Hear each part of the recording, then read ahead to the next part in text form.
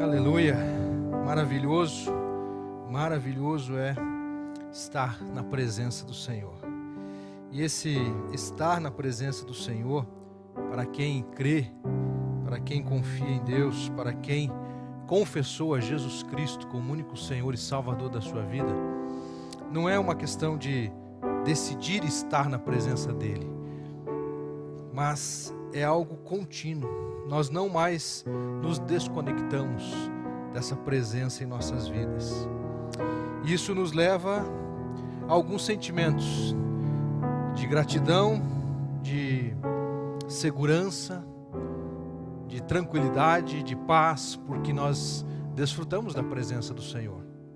Mas também nos remete a uma reflexão: se nós estamos constantemente na presença do Senhor, de que maneira nos colocamos em sua presença?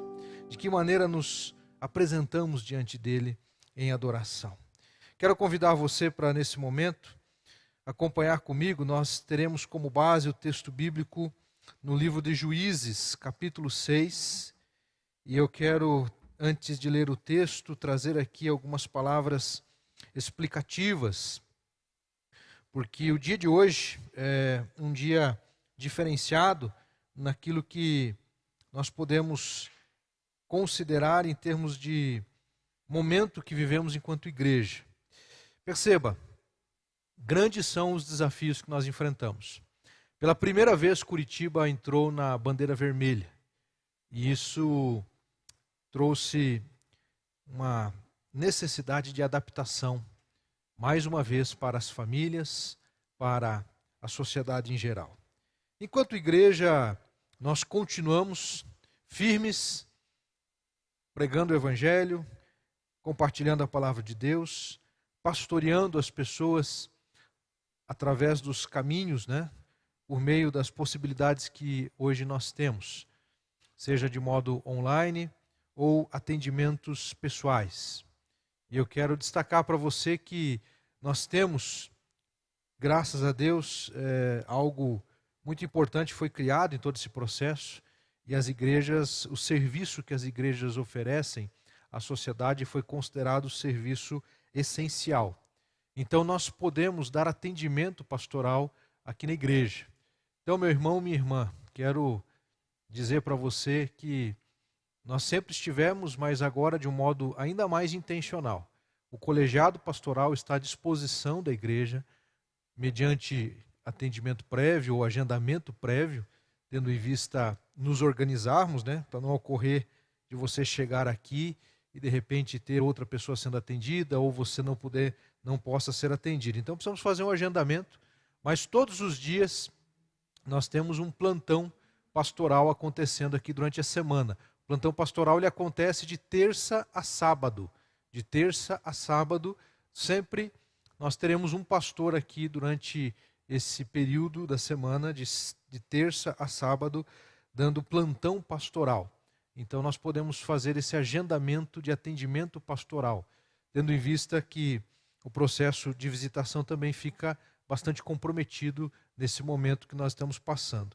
Mas estamos ativos, os cultos estão acontecendo, todo sábado, não esqueça, todo sábado, 19h30, o culto jovem está sendo transmitido.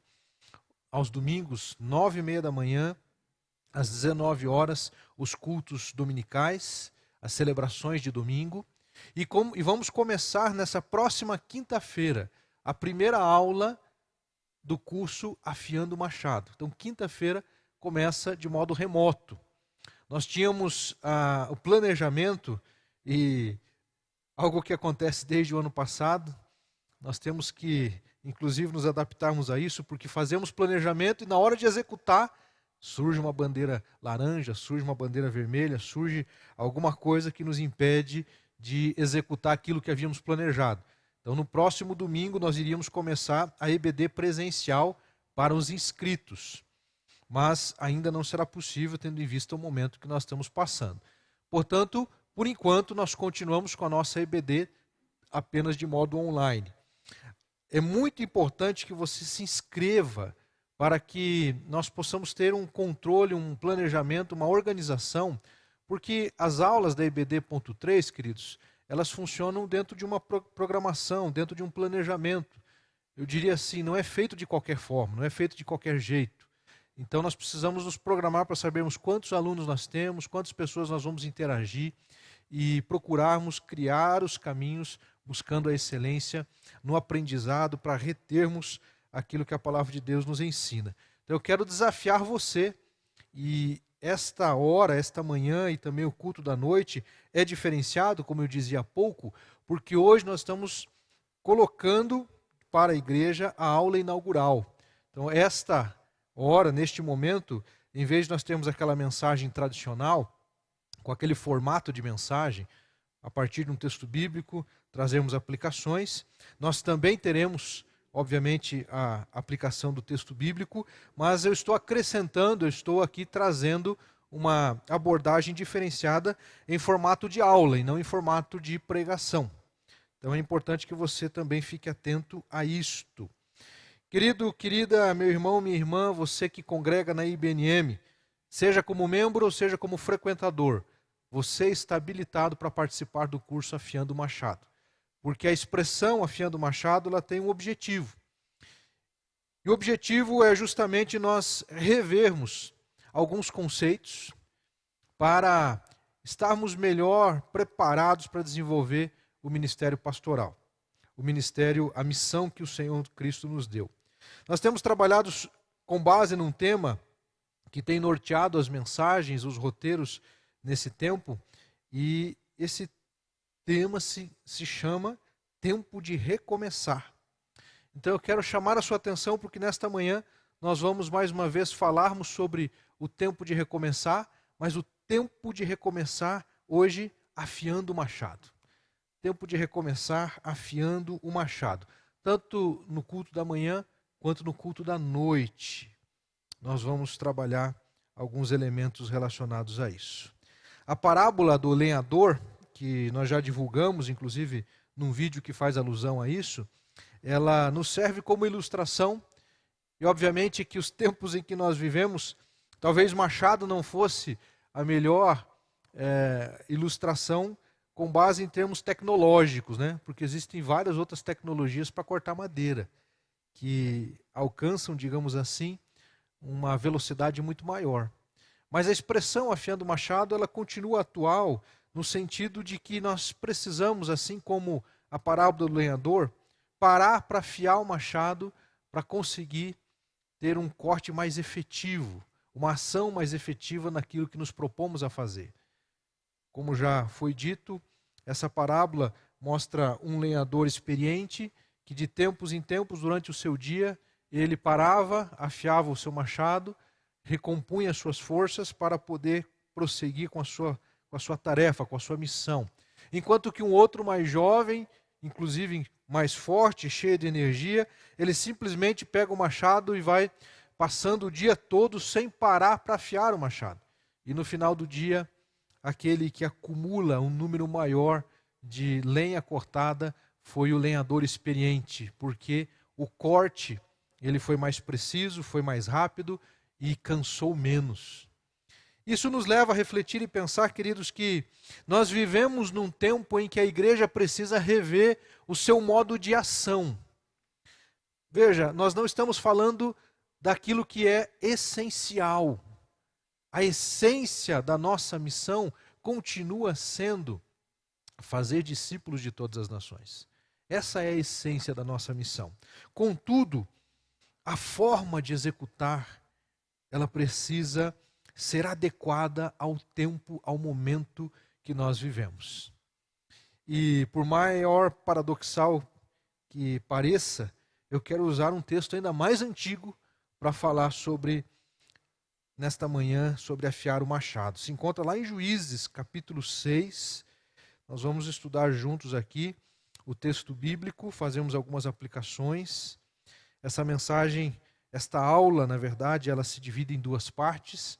A primeira parte nesta manhã e a segunda parte no culto das 19 horas. Então é muito importante você se programar para estar conosco nesse tempo e também no culto que será transmitido às 19 horas, você se fazer presente ali para acompanhar a mensagem. Juízes capítulo 6, a partir do verso 1. Peço que você acompanhe comigo a leitura do texto bíblico. Eu faço utilizando a Bíblia da Nova Versão Transformadora, da editora Mundo Cristão. Diz assim o texto bíblico: Os israelitas fizeram o que era mal aos olhos do Senhor, por isso o Senhor os entregou nas mãos dos midianitas durante 7 anos. Os midianitas eram tão cruéis que os israelitas fizeram para si esconderijos nas montanhas, nas cavernas e nas fortalezas. Sempre que os israelitas faziam o plantio, saqueadores de Midian, de Ameleque e de outros povos do leste atacavam Israel, acampavam na terra e destruíam as plantações até Gaza. Levavam ovelhas, bois e jumentos e não deixavam coisa alguma para Israel comer. Esses bandos inimigos que vinham com seus rebanhos e tendas eram como a praga de gafanhotos. Chegavam em camelos tão numerosos que era impossível contá-los e só partiam quando a terra estava devastada. Os midianitas reduziram Israel à mais absoluta pobreza e o povo pediu socorro ao Senhor. Quando os israelitas clamaram ao Senhor por causa de Midian, o Senhor lhes enviou um profeta que disse: Assim diz o Senhor, Deus de Israel: Eu os tirei da escravidão no Egito, eu os livrei dos egípcios e de todos que os oprimiam.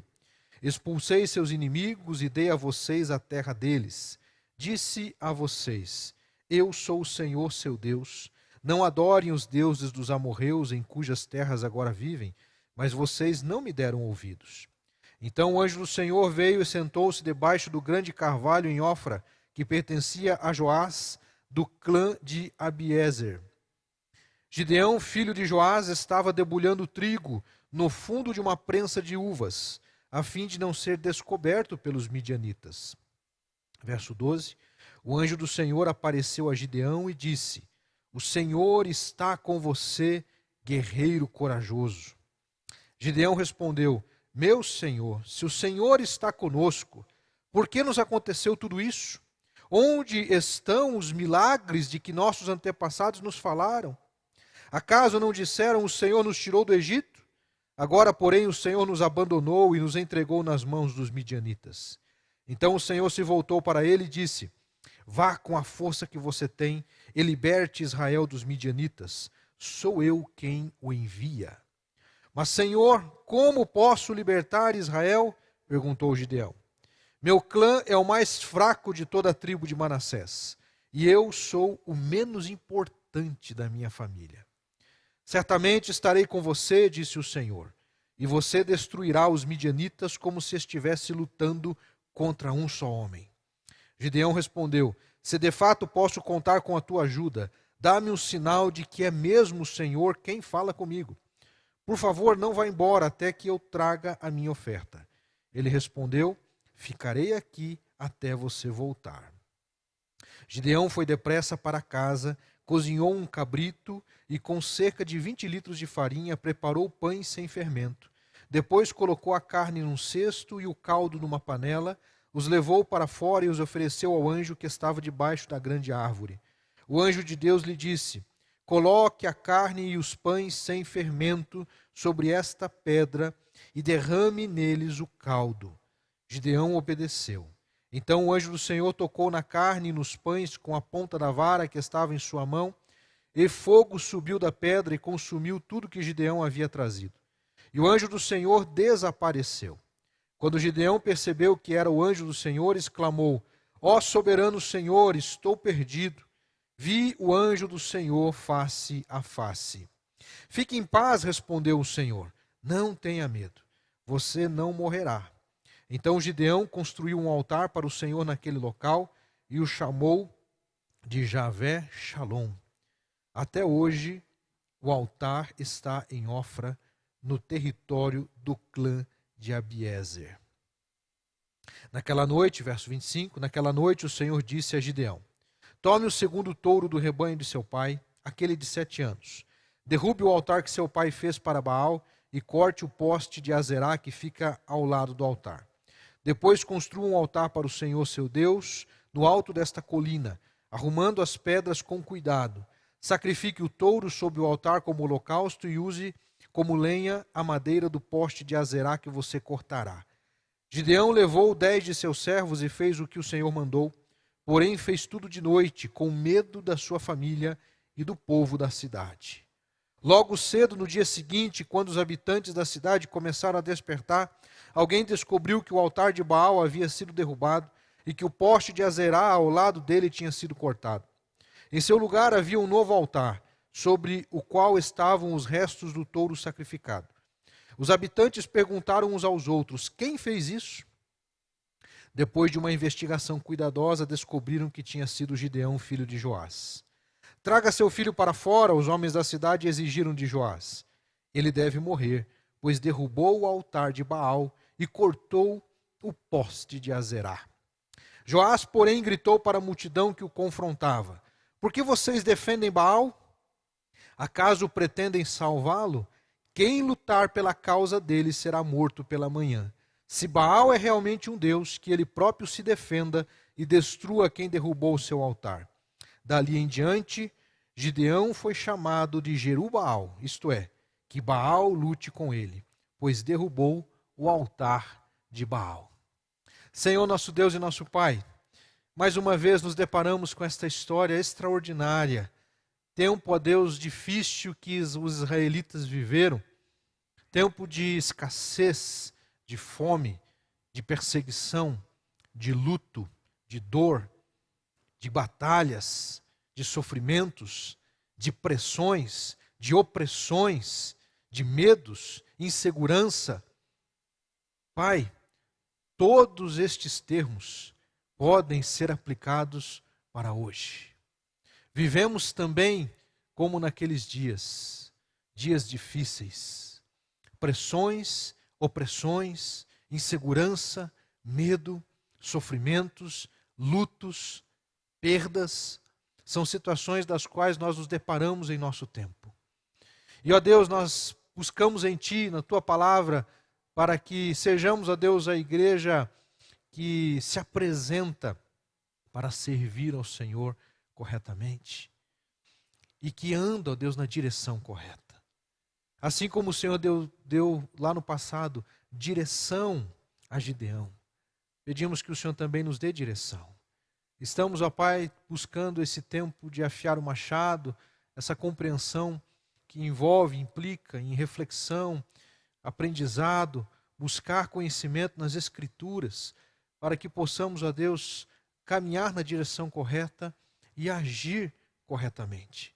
Que a Tua palavra, mais uma vez, fale conosco e nos oriente. É o que te pedimos em nome de Jesus. Amém.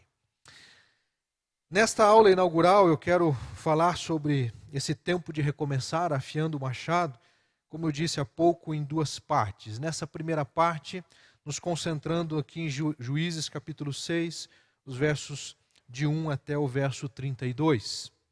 E a partir da reflexão e do enredo, do contexto que os israelitas viveram naquele tempo, nós traçamos alguns paralelos e algumas aplicações para o tempo que se chama hoje. É importante nós sempre relembrarmos algumas questões aqui. Os Juízes diz respeito a um período que os israelitas viveram e Deus, de tempos em tempos, levantava líderes para governar, para conduzir, homens, inclusive mulheres, dentre elas Débora, a mais famosa, foi levantada para libertar o povo. Perceba que no capítulo 6, o texto começa dizendo que os israelitas fizeram o que era mal aos olhos do Senhor, por isso o Senhor os entregou nas mãos dos midianitas durante 7 anos. E a atuação dos midianitas para com os israelitas compara-se a uma situação de praga. Inclusive o texto ele vai dizer que eles agiam exatamente dessa forma. Acampavam na terra, destruíam as plantações até Gaza, levavam ovelhas, bois, jumentos, não deixavam coisa alguma para Israel comer. Esses inimigos vinham com seus rebanhos e tendas e eram como uma praga de gafanhotos. Interessante, porque nós estamos também vivendo debaixo de um tempo de praga. A praga da Covid-19, que tem ceifado tantas vidas, que tem ceifado não apenas vidas, mas também tem impedido a prosperidade, tem impedido muitas pessoas de acessar, inclusive, as necessidades básicas. Muitos perderam o emprego, muitos estão perdendo o emprego, e o cenário que se projeta para 2021, 2022 e 2023, economicamente falando, é algo muito difícil. E nós precisamos nos organizar, queridos, para enfrentarmos esse tempo difícil, assim como os israelitas enfrentaram também. Então eu encontro nesse texto, queridos, aqui muitos paralelos que podem ser aplicados à nossa realidade hoje. Além destes paralelos com relação ao momento difícil, que eu também fiz destaque na oração há pouco, citando ali o momento que eles enfrentavam, que envolvia insegurança, lutos, sofrimentos, perdas e vários outros processos que os quais também nós estamos enfrentando. Nós encontramos, queridos, em nossos dias também um tempo marcado por pressões externas e internas, pressões difíceis. E naquele tempo de sofrimento, o que Deus fez? Primeira coisa, Deus levanta um profeta. É importante entendermos isso. Tempos difíceis exigem que profetas se levantem. Isso é muito importante, queridos. E é importante entendermos isto porque, geralmente nos tempos difíceis, nós esperamos conforto, consolo. Mas Deus levanta um profeta para dizer: o que vocês estão vivendo é consequência das suas decisões. É consequência do que vocês estão passando. A mensagem profética não vai passar a mão na cabeça. A mensagem profética vai denunciar o porquê que o sofrimento está acontecendo. Precisamos ter sabedoria, meus queridos, agora para entender o seguinte: nesse momento não é hora de você personalizar o seu sofrimento. Eu não estou dizendo que você, meu irmão, minha irmã, que enfrentou uma situação de luto, está vivendo algo por causa daquilo que necessariamente você tenha feito. Nós precisamos entender, meus queridos, que a pandemia provocada pela Covid-19 é uma pandemia mundial, é global. É muito maior do que você e eu. É muito maior do que os nossos problemas. É muito maior do que as nossas vontades, os nossos desejos. É muito maior, meus irmãos, do que os nossos sonhos particulares. É inegável nós compreendermos que Deus está trazendo para o mundo, Ele permite por meio desta pandemia a confrontação com as situações de pecado. Ele levanta o profeta e diz ali no capítulo 6, verso 7, quando os israelitas clamaram ao Senhor por causa de Midian, o Senhor lhes enviou um profeta que disse: assim diz o Senhor Deus de Israel, eu os tirei da escravidão no Egito, eu os livrei dos egípcios e de todos que os oprimiam. Expulsei seus inimigos e dei a vocês a terra deles. Disse a vocês: eu sou o Senhor seu Deus. Não adorem os deuses dos amorreus em cujas terras agora vivem. Mas vocês não me deram ouvidos. A mensagem profética, meus irmãos, ela é confrontadora. A mensagem profética, ela tem como objetivo nos fazer entender e nos fazer compreender que a atitude a qual nós devemos ter em tempos de sofrimento não é uma atitude de rebelião, não é uma atitude de murmuração, mas é uma atitude de humilhação. Nos humilharmos diante de Deus e pedirmos ao Senhor: tem misericórdia de nós, tem misericórdia do teu povo, tem misericórdia da igreja, tem misericórdia das nossas famílias, tem misericórdia, Senhor, da nossa nação, tem misericórdia das pessoas neste mundo. Porque a oração, ela nos coloca no relacionamento com Deus, assim como o texto diz ali no verso 6, que o povo pediu socorro ao Senhor. E quando o povo pediu socorro ao Senhor, Deus lhes enviou um profeta. Naquele tempo difícil, além de Deus mandar um profeta, Ele também mandou um libertador. ele levantou um libertador. E aí nós encontramos no verso 11, então o anjo do Senhor veio e sentou-se debaixo do grande carvalho em Ofra, que pertencia a Joás, do clã de Abiezer. Gideão, filho de Joás, estava debulhando trigo no fundo de uma prensa de uvas, a fim de ser descoberto pelos midianitas. Diz o verso 12 que o anjo do Senhor apareceu a Gideão e disse: o Senhor está com você, guerreiro corajoso. Eu vivi por um curto período de tempo da minha vida, na infância, num sítio, lá no sudoeste do Paraná. E eu lembro de um instrumento que era utilizado para a limpeza de alguns grãos. Podia colocar feijão, trigo e... eu estou tentando lembrar o nome do negócio. Que era era de palha, né? Um negócio redondo assim, colocava as sementes ali em cima, e ao vento você então fazia aquele movimento para que as sementes pudessem ser levantadas. Uma peneira, isso, um tipo de uma peneira. E aí quando você fazia esse movimento, o vento batia e soprava a sujeira da palha e assim por diante. Bom, é mais ou menos esta cena que nós temos que imaginar agora. Gideão estava debulhando trigo no fundo de uma prensa de uvas. Só que quando você desenvolve esse tipo de trabalho, você precisa estar num lugar alto onde o vento passe. E Gideão estava num lugar baixo, escondido. Por quê? Porque ele estava com medo dos midianitas. Você está com medo do momento que nós estamos passando? Eu tenho recebido mensagens de pessoas que têm dito isso. Pastor, pela primeira vez eu estou começando a sentir medo. E meus queridos, eu não estou aqui para dizer que você é fraco por causa disso. E eu entendo que isso é uma reação natural de todos nós. Gideão não pode ser condenado porque ele estava sentindo medo dos midianitas, porque realmente a coisa era grave.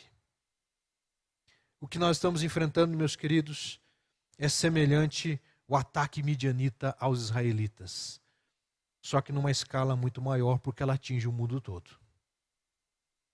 É a pandemia, que causa medo, que tem ceifado vidas. E causa medo não somente porque pessoas já morreram e outras ainda vão morrer, mas porque a gente não sabe quem vai ser o próximo.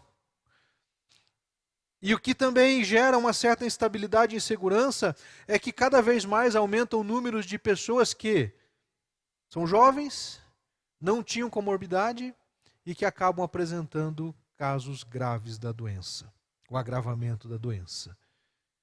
E nós também encontramos pessoas que têm comorbidades, que têm uma idade avançada e que passam muito bem pelo processo. Então perceba, nós estamos diante de uma situação em que, humanamente falando, eu não sei como o meu corpo vai reagir se ele for contaminado pela Covid. Eu não sei. E na verdade nenhum de nós sabe.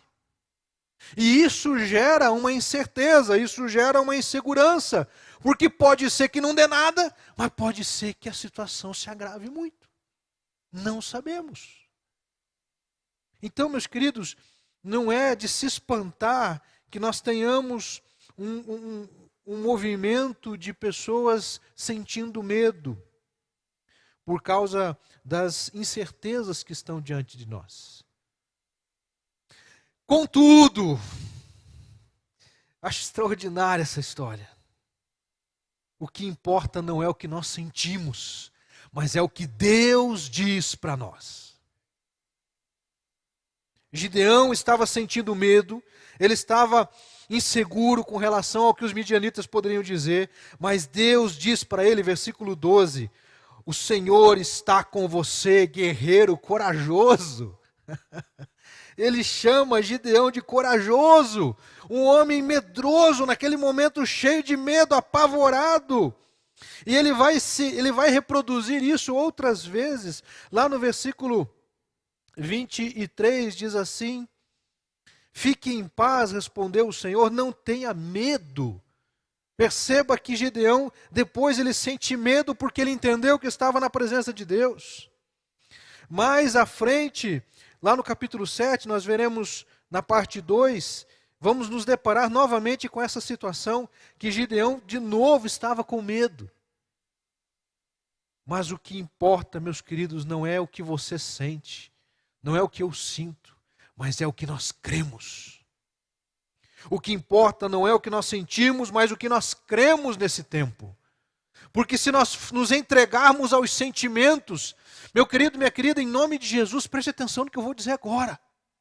Tem muitas pessoas sucumbindo, porque elas estão se entregando aos sentimentos.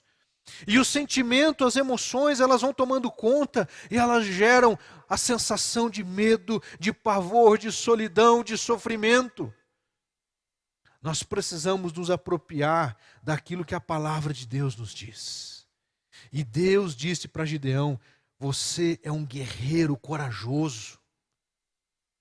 Amados, em nome de Jesus, vamos nos levantar, porque a igreja do Senhor Jesus Cristo, a igreja de Jesus, ela hoje se levanta, composta por homens e mulheres, guerreiros de Deus.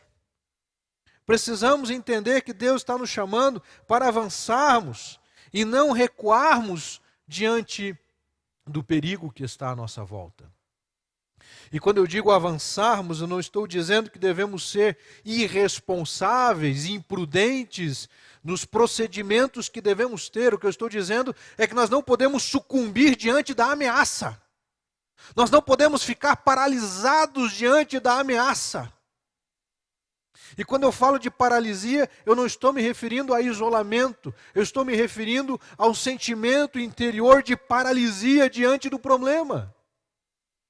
Você já viu pessoas que foram assaltadas, que enfrentaram alguma situação de extrema violência, e diante daquele perigo ela fica paralisada?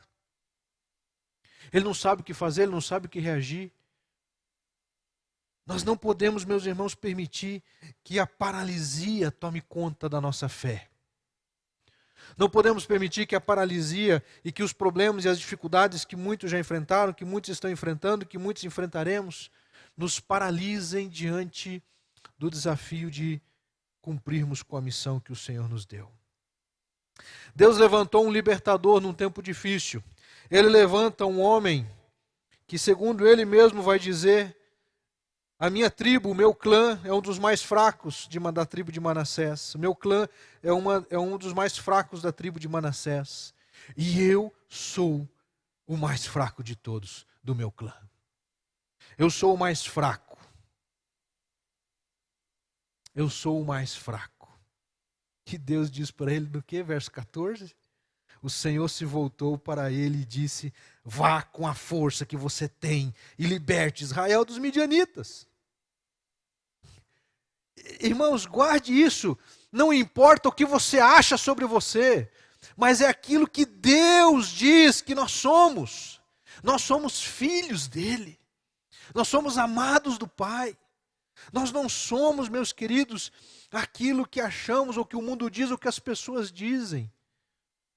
Nós precisamos crer no que Deus diz a nosso respeito, no que a palavra de Deus nos diz. O libertador, o juiz, a palavra juiz do hebraico significa um libertador. Não era alguém que fosse levantado para se sentar num trono e julgar as causas, ainda que este papel também fosse desempenhado pelo libertador. Mas a principal função do libertador era liderar o povo na vitória contra os inimigos. E Deus levanta Gideão. Deus levanta Gideão e ele escolhe uma das tribos de menor importância, tribo de Manassés, e do meio de Manassés ele vai escolher o clã da família de Joás, pai de Gideão, e dentre estes, o próprio Gideão vai dizer que ele era o mais fraco. Diz o verso 15, mas Senhor, como posso libertar Israel? Perguntou Gideão.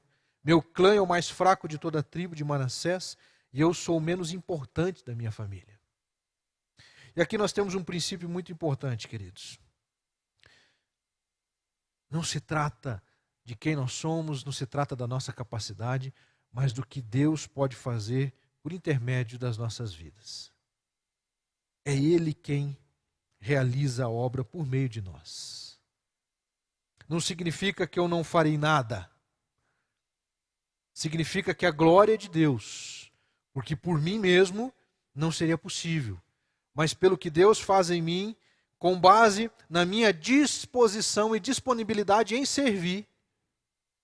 Porque mesmo sendo fraco, mesmo sendo menos importante, no decorrer do processo nós vamos verificar que Gideão, ele tinha a mais importante de todas as características. Ele foi fiel a Deus, ele obedeceu a Deus, ele enfrentou o seu medo. E por isso, é por isso que Deus o chama de corajoso. Porque corajoso não é a pessoa que não sente medo. Corajoso é aquele que enfrenta os medos. Corajoso é aquele que encara os desafios. Corajoso é aquele que avança, mesmo quando tudo parece que não vai dar certo. Mas eu avanço, eu prossigo. Deus observou essa característica em Gideão. E por mais que ele se sentisse fraco, por mais que ele sentisse medo, Deus viu nele a condição de realizar a sua obra.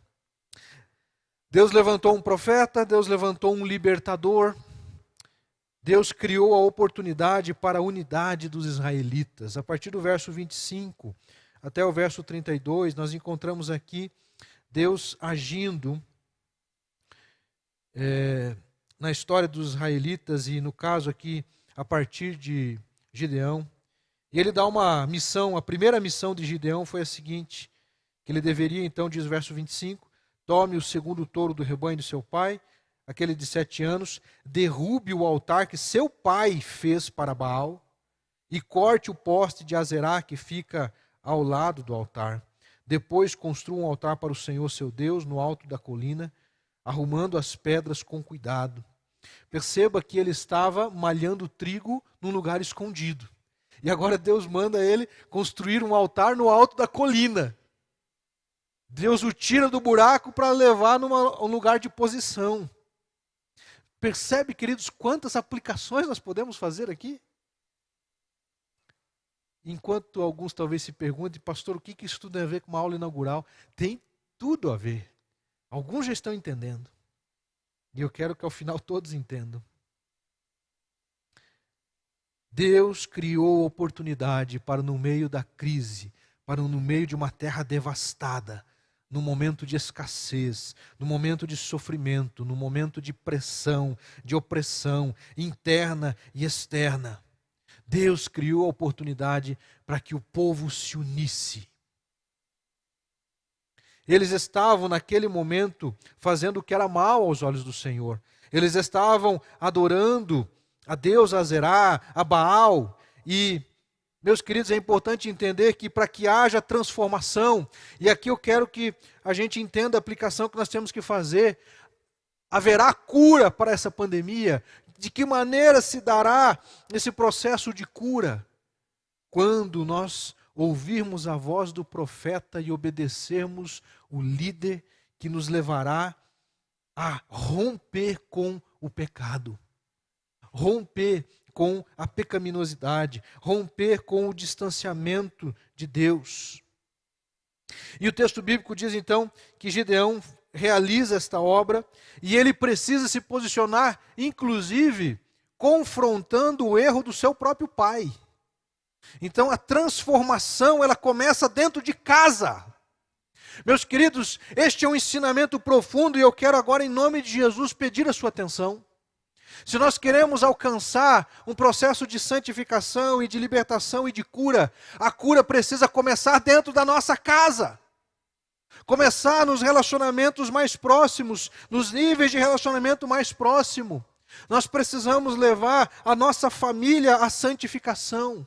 a nossa família a se render aos pés do Senhor, a nossa família a arrepender-se dos pecados e pedir a graça de Deus, o clamor de Deus, o socorro de Deus. E se necessário for, é importante nós confrontarmos.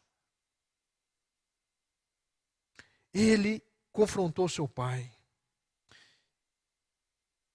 E para surpresa, eu imagino que do próprio Gideão e de todos ali, a atitude de Gideão em obediência a Deus não é fazer a coisa do seu jeito. Esse, ó, que importante, hein?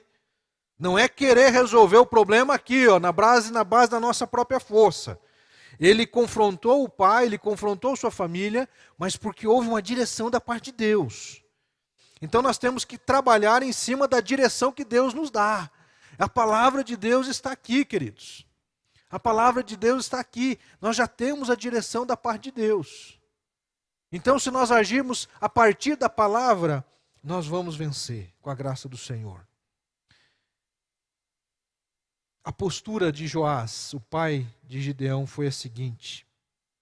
Quando os demais ali cercaram e disseram assim: traga seu filho para que nós o castiguemos, na verdade ele seria morto. E aí Joás, como um pai na defesa do filho, ele diz assim: Joás, porém, gritou para a multidão que o confrontava. Você consegue imaginar a cena? Aquele povo ao redor ali querendo matar o seu filho. Joás, ele se levanta como um leão ali para defender a sua família, para defender a sua casa. E ele diz: quem lutar pela causa dele será morto pela manhã. Se Baal é realmente um Deus, que ele se defenda e destrua quem derrubou o seu altar. Um homem que naquele momento, apesar de ter cometido os erros, e meus irmãos, quem de nós não comete erros? Quem de nós já não cometeu erros no passado? O que não pode acontecer é continuar cometendo erros. Joás, ele teve a oportunidade, ele tinha cometido vários erros, vários pecados, mas naquele momento ele entendeu, eu creio, meus irmãos, que ele entendeu que havia um agir de Deus por meio da vida do seu filho. E ele se apresenta como um guerreiro naquele momento. Ele defende Gideão, e por causa da postura dele, Gideão foi poupado, e não somente poupado, mas cresceu na liderança do povo. Cresceu, se tornou um gigante, apesar das suas fraquezas já identificadas no texto bíblico. Deus criou a oportunidade para a unidade dos israelitas, unidade em torno de uma fé única. Eles agora, a partir daquele momento ali, eles deixaram de adorar Azerá, adorar Baal, para adorar ao único Deus, o Deus de Israel. A unidade, meus queridos, em torno do núcleo familiar. Os versos de 7 a 31, nós vemos Deus fortalecendo a família. O clã de Joás, ele é fortalecido. E eu creio que nisso nós podemos entender e compreender que quando Joás, ele assume a liderança, como um pai deve assumir a liderança também da sua casa, diante daquilo que Deus está dizendo, ele trará a unidade para a sua casa, ele trará a unidade para a sua família. Nós precisamos, meus irmãos, de homens que assumam a liderança e que tragam a unidade para a sua casa, traga a unidade para a sua família, que ele e a esposa caminhem juntos, que ele possa liderar o processo e confrontar quando necessário, dirigir e conduzir, para que haja unidade no núcleo familiar. Também, meus queridos, Deus oportunizou naquele momento unidade em torno da liderança levantada por Deus. Veja que a unidade, nós temos 3 elementos de unidade aqui. Unidade na fé em Deus. Há um único Deus. Deus de Israel. Inclusive, Gideão, ele vai colocar o nome ali, que fala Jeová Shalom, fazendo uma transliteração aqui mais próxima da nossa realidade, o Deus de paz. Deus de paz. Capítulo 6, verso 24. Então Gideão construiu um altar para o Senhor naquele local e o chamou de Javé Shalom, ou Jeová Shalom, Deus de paz. Yahweh Shalom, Deus de paz.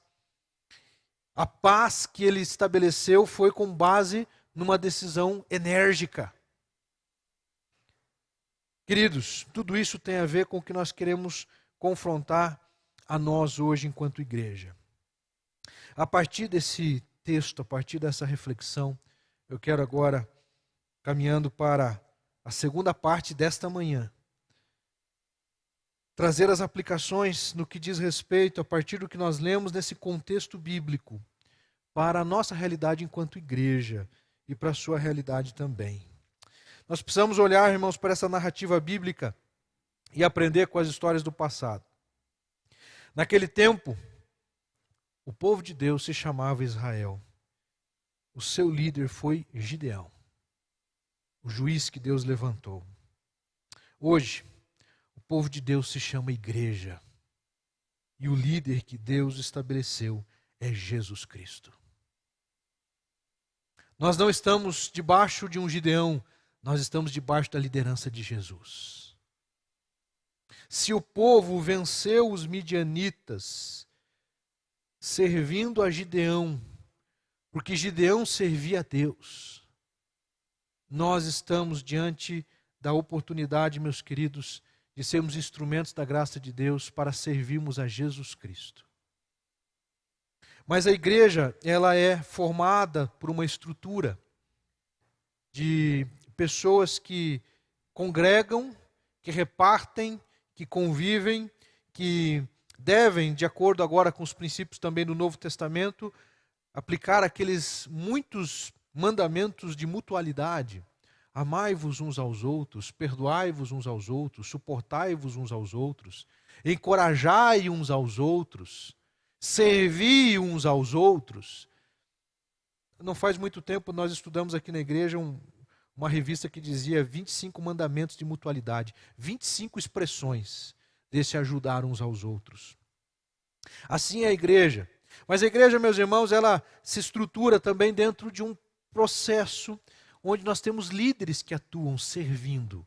Assim como Deus levantou Gideão, assim como Deus levantou os guerreiros ali que foram para a batalha, foram pessoas que atuaram em frentes diferentes, em responsabilidades diferentes. Nós também temos hoje uma estrutura de liderança.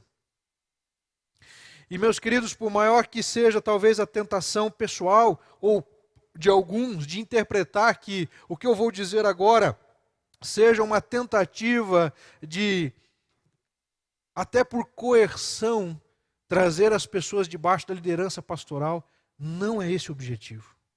Mas o princípio bíblico nos mostra que um povo unido, ele precisa estar unido pela fé, a fé que nos une, as famílias unidas e debaixo de uma liderança que está debaixo da liderança de Deus. E eu digo a vocês, meus irmãos, que constantemente e várias vezes durante o dia, uma das coisas que mais eu oro e clamo e peço ao Senhor, Deus, não me deixe errar. Que o Senhor nos dê direção. Nós queremos fazer a Tua vontade. Nós queremos andar de acordo com a Tua vontade. Então a liderança pastoral que Deus tem constituído, seja por meio dos pastores oficiais, ou também dos pastores não oficiais. Sim, nós temos os pastores oficiais que compõem o colegiado, atuo na liderança desse colegiado, junto com o pastor Rodrigues, com o pastor Daniel, juntamente com o Wilson, que também atua nessa condição de pastor, outros irmãos, mas aqueles não oficiais. Os não oficiais são os líderes de células, porque eles também estão à frente de um grupo de irmãos e irmãs. E cabe, meus irmãos, aqui uma reflexão muito importante. Nós precisamos ser submissos aos líderes que Deus estabeleceu sobre as nossas vidas. Isso é um princípio bíblico. É um princípio que, sim, meus irmãos, vem de modo hierárquico. Começa com Deus. E Deus vai estabelecendo uma estrutura. E para que nós sejamos profícuos naquilo que fazemos, para que sejamos eficientes e eficazes. Quando eu digo de afiar o machado, não é, meus irmãos, parar para descansar. Não é disso que eu estou falando. Isso precisa ser feito dentro da nossa rotina pessoal, claro. Nós precisamos ter tempo para descansar. Mas nós precisamos entender que nós precisamos, enquanto igreja, olhar para as Escrituras para entendermos como melhor cumprir a missão hoje. Meus irmãos, não adianta eu querer insistir em manter uma tradição só pela tradição. A pandemia está comprovando, meus irmãos, que seria impossível. Eu pergunto a vocês, amados, guardadas as devidas proporções, quantos de nós dissemos que era impossível ser igreja, que era impossível cultuar a Deus num culto online, que é só no presencial? Por favor, tenhamos cautela, porque eu também não estou dizendo que uma coisa substitui a outra. O que eu estou dizendo é que Deus está nos dando a oportunidade de enxergar que existem outros caminhos também. E que nós precisamos pescar com todas as varas, meus irmãos. Nós precisamos lançar a isca com todas as possibilidades.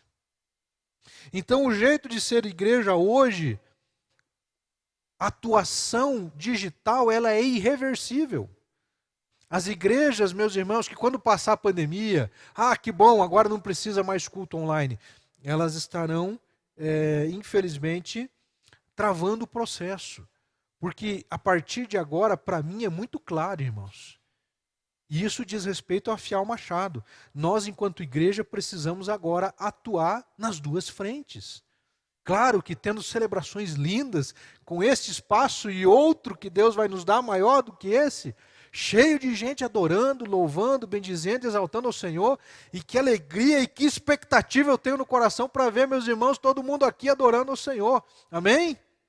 Glória a Deus, vamos avançar. Mas, enquanto isso, nós precisamos entender que Deus está nos dando a oportunidade de alcançarmos aqueles que estão no mundo virtual, no mundo digital. E eu quero chamar a sua atenção, meu irmão, minha irmã, para a necessidade de termos um esforço. E aqui é importante, o esforço é fundamental para criarmos uma nova cultura.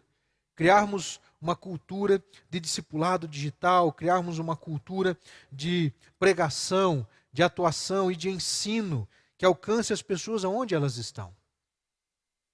Eu verifiquei hoje pela manhã o número de inscritos da EBD.3.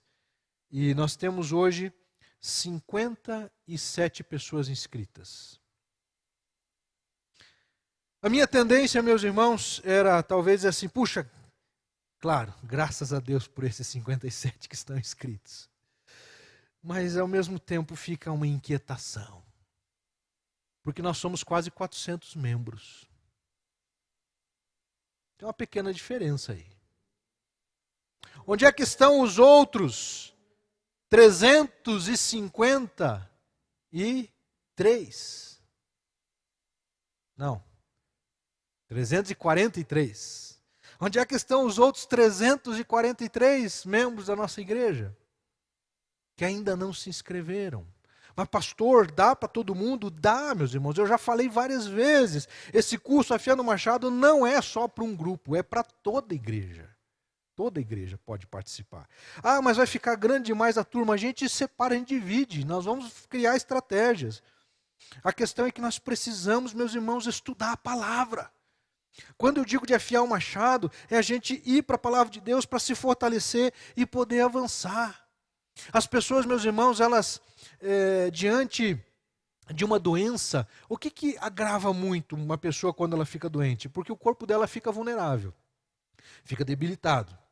Ela não sente vontade de comer, ela não sente vontade de andar, ela não sente vontade de viver normalmente. Por quê? Porque o seu corpo está doente. E quanto menos ela se alimenta e quanto menos ela se movimenta, mais doente ela fica. Espiritualmente é a mesma situação. Nós estamos diante de um quadro muito preocupante, que eu diria mais preocupante do que aquilo que a pandemia está causando, que é o adoecimento espiritual das pessoas. Apesar de nós vermos movimentos de pessoas se rendendo para Jesus, uma coisa que me espanta, meus queridos, é que o mundo continua mergulhado no pecado. Ontem eu fui no mercado comprar alguma coisa lá para casa e me surpreendi com 2 rapazes na minha frente, com um carrinho daqueles grandes de supermercado, carregado, mas carregado, empilhado. Cerveja, cerveja, cerveja, cerveja, carvão e churrasco e carne. E aí eu fiquei pensando, só os dois vão comer e vão tomar tudo aquilo? Nós estamos no meio de uma pandemia, numa bandeira vermelha, o prefeito chorando, meus irmãos. O nosso prefeito chorando, pedindo que as pessoas colaborem. E aí você vê o quê? Esse multidão de pessoas que não estão nem aí. É isso, meus irmãos, que nós temos que entender. Que nós precisamos. É tempo, meus queridos, não de festa. É tempo de choro. Eclesiastes capítulo 3, que nós pregamos domingo passado, fala sobre isso. Há tempo de chorar, há tempo de rir. O nosso tempo, meus irmãos, não é tempo de rir. É tempo de pranto, é tempo de clamor, é tempo de joelho no chão, é tempo de boca no pó, é tempo de chamar a Deus e clamar a Ele de todo o coração. Não é férias. Não estamos, meus irmãos, em tempo de férias. Nós estamos em tempo de se derramar na presença do Senhor e pedir: Deus, tem misericórdia, atua no teu povo, movimenta a tua igreja, aviva a tua igreja. Nós não podemos, meus irmãos, recuar, nós temos que avançar com a pregação do Evangelho. Nós temos que avançar com o discipulado das pessoas, nós temos que avançar pastoreando as pessoas, cuidando, instruindo, orientando. Deus, meus irmãos, levantou o Gideão como líder. Deus levantou um profeta para pregação. A quem cabe a mensagem profética hoje? A igreja. A igreja é a portadora da mensagem profética. Nós somos os profetas que precisamos anunciar a palavra de Deus, a verdade de Deus. Deus levantou o Gideão para liderar um povo num tempo difícil. E agora, meu irmão, minha irmã, eu quero aqui fazer uma aplicação para você, querido irmão, querida irmã, que lidera uma célula da nossa igreja. Muito obrigado, meu irmão, minha irmã. Não desista, em nome de Jesus. Não desista. Continue. Os dias são difíceis, mas Deus vai nos sustentar. Eu confesso para vocês que, meus queridos, durante essa caminhada, alguns dias eu percebi que o abatimento quis chegar perto de mim. Poxa, Deus, mas está difícil, está complicado. Quando você lida uma situação, surge outra. Quando você lida com aquela, surge outra. E quando você lida com outra, surge mais duas. E daquelas duas, de repente, vem mais três. Quando não é casal brigando, é gente morrendo. Quando não é gente morrendo, é filho brigando com o pai. Quando não é filho brigando com o pai, é gente ficando doente, sendo entubado. E quando não é isso, é gente tendo AVC. É, irmão Wilson. Ai, meus queridos. Mas Deus é quem nos sustenta. É Ele quem nos fortalece. Não é por minha causa, não é pelo que eu faço. É por causa do que Deus pede. E eu quero convocar você, meu irmão, minha irmã, a prosseguirmos, a permanecermos, a avançarmos. A unidade da família, irmãos. Vamos trabalhar pela unidade da família. Caminhando para o final, queridos, eu quero destacar aqui Mateus capítulo 4, versos 23 e 24 da palavra de Deus. Mateus 4, 23 e 24, eu creio que vai aparecer na sua tela esse texto bíblico que se encontra neste evangelho. Mateus capítulo 4, versos 23 e 24. Por que eu quero destacar esse texto bíblico? Porque eu quero finalizar essa primeira parte da aula inaugural, olhando para toda essa realidade que nós vimos lá de Juízes, para o fato de que nós temos que olhar para Jesus. E Mateus capítulo 4, 23 diz assim: Jesus viajou por toda a região da Galileia, ensinando nas sinagogas, anunciando as boas novas do reino e curando as pessoas de todo tipo de doenças. Jesus viajou por toda a região da Galileia, ensinando nas sinagogas, anunciando as boas novas do reino e curando as pessoas de todo tipo de doenças. A igreja do Senhor Jesus Cristo, ela continua cumprindo com a missão, ela continua realizando a missão de Jesus aqui na terra. E nós precisamos, e eu digo isso com base no que ele próprio Jesus diz, Mateus 28:16, toda a autoridade foi me dada no céu e na terra, portanto vão e façam discípulos de todas as nações. Então não estou inventando coisa da cabeça, eu estou dizendo que a Bíblia nos revela. Jesus disse, portanto vão e façam discípulos de todas as nações. Ou seja, a autoridade que foi dada sobre ele, ele agora delegou para a igreja. Ele delegou para a igreja. E cabe a nós, irmãos, ensinar, anunciar e promover cura e transformação. Nós vamos cantar uma canção que ela aponta justamente para isso. Nós já cantamos domingo passado no culto da manhã. E nós vamos cantar agora novamente, porque eu quero que essa mensagem, meus irmãos, fique guardada na sua mente. Eu quero que você decore essa canção, esse versículo. Decore esse cântico com base nesse texto bíblico. Nós precisamos entender que a nossa missão implica. Nós estamos para afiar o machado, meus irmãos. E eu quero desafiar você que ainda não se inscreveu para EBD.3, se inscreva. Deus vai nos abençoar, a gente vai juntos, meus irmãos, buscar ensinamentos, rever alguns conceitos. Por que é necessário rever conceitos? Porque muitos de nós, meus irmãos, apesar de sabermos, não estamos vivendo. Apesar de eu saber que eu preciso evangelizar, não estou evangelizando. Apesar de saber que eu tenho que perdoar, não estou perdoando.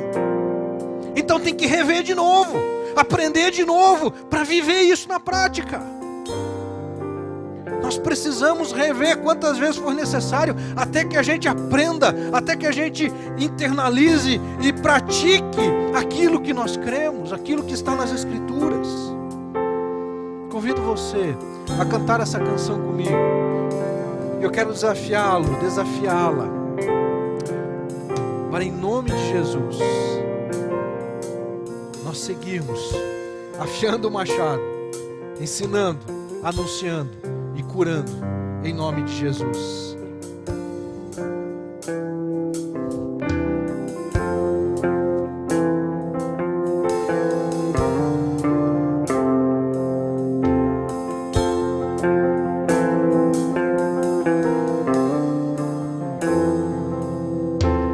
Todas as cidades, povoados e aldeias, percorria Jesus,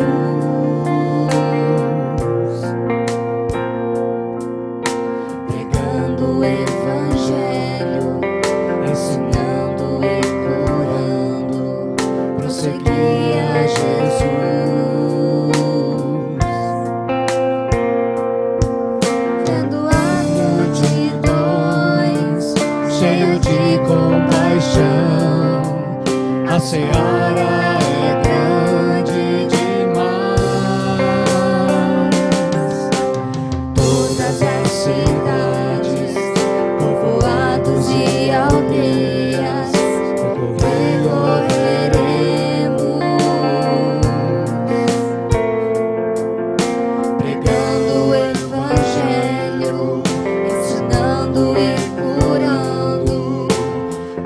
seguiremos. Somos igreja, os trabalhadores, somos seu corpo, Jesus. Somos seus pés, andando em toda parte, somos suas mãos, curando e abençoando, somos teus olhos, a procura dos aflitos, somos tua boca, proclamando o reino de Deus.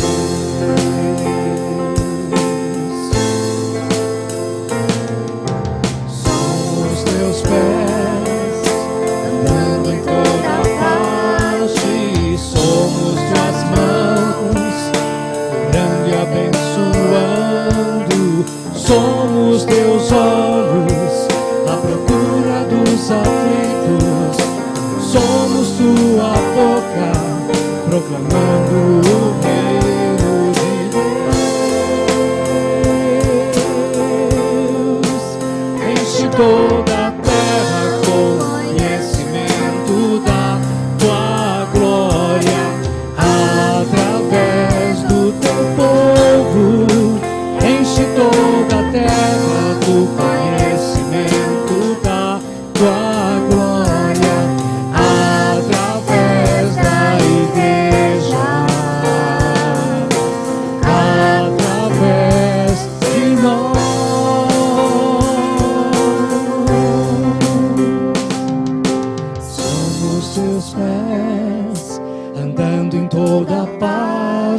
Aqui somos tuas mãos, curando e abençoando. Somos teus olhos, à procura dos aflitos. Somos tua boca, proclamando o reino de Deus.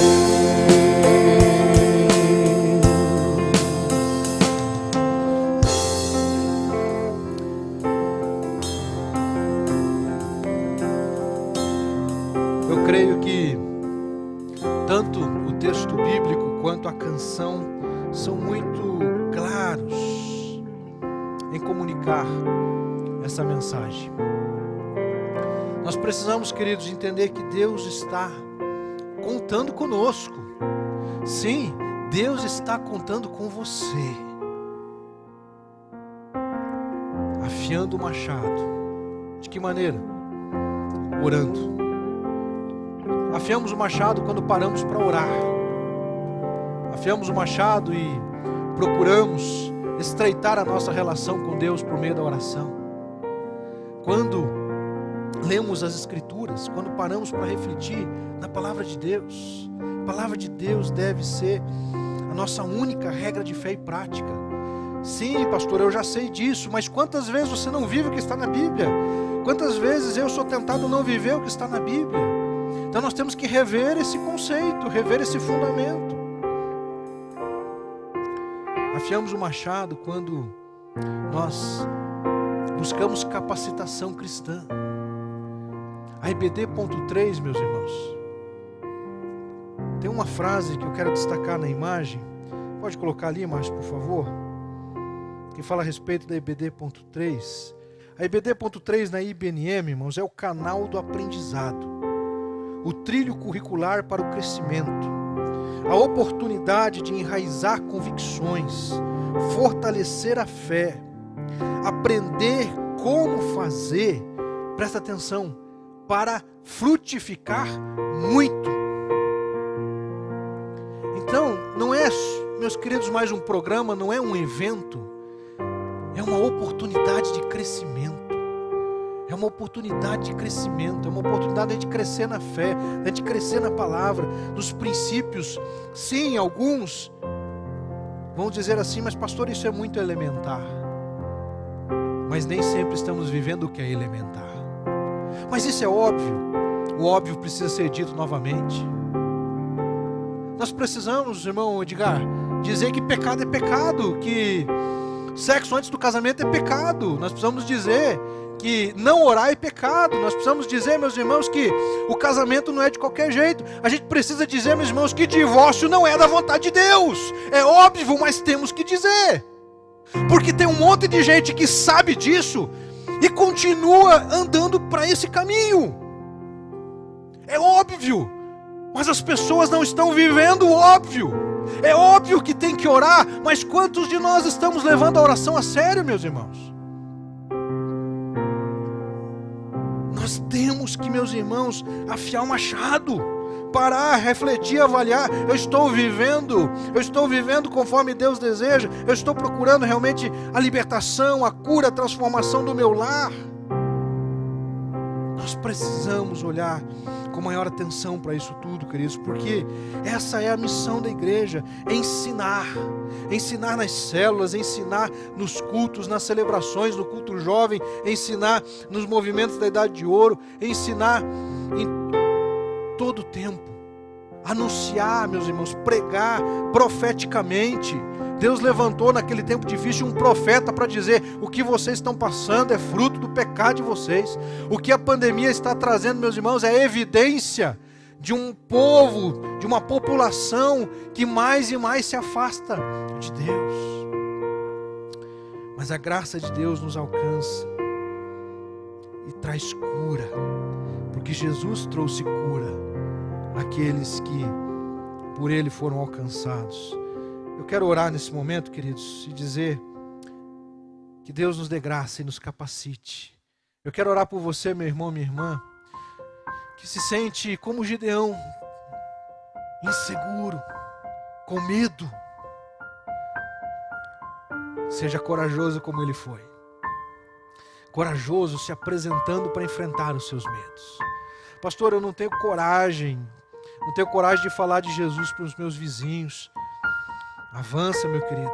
Você não pode ser tímido. Você não pode ter medo do que vai ser a reação deles, porque eles precisam ser alcançados pela graça de Jesus. Nós precisamos, meus queridos, ter coragem para anunciar, para denunciar o que está errado. Sim, denunciar o que está errado e pedir a graça de Deus para fazermos o que é correto.